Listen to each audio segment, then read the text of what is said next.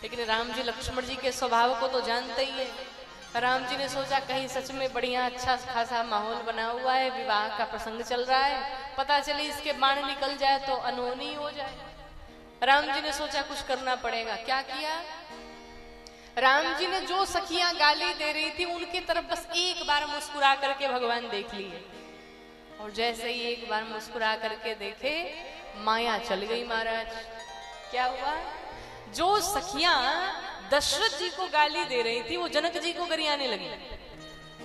जनक जी खूब गाली सुने जा रहे हैं। लक्ष्मण जी कहे हाँ अब बढ़िया है, अब जितनी वैरायटी की गालियां आती है सब सुनाओ, हम बढ़िया से खाएंगे। गाली दो। जनक जी सुने, अरे ये तो मुझे ही गाली दे रही है, अरे पागल हो गई, अपने पिता को गाली दे रही हो। तो सखियां का तो उनका तो बुद्धि भ्रम हो गया था। जब उन्हें याद आया कि हम दशरथ जी को नहीं अपने पिताजी को ही गाली दे रहे हैं, सखियों को फिर ध्यान आया और वापस सखियां फिर राम जी को गाली देना शुरू की। कैसे गाली देती है? अरे दुल्हवा को दई हो चुनी चुनी गारी, छयलवा को दई हो चुनी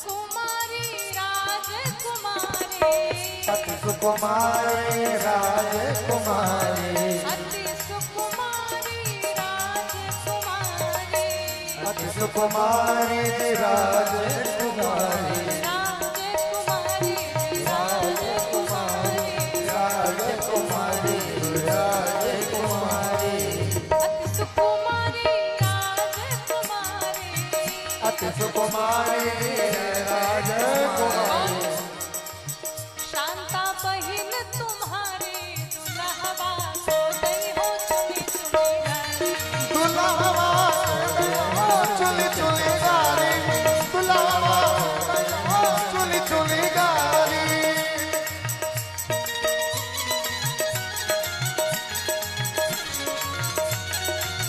हरि बोल जय हो।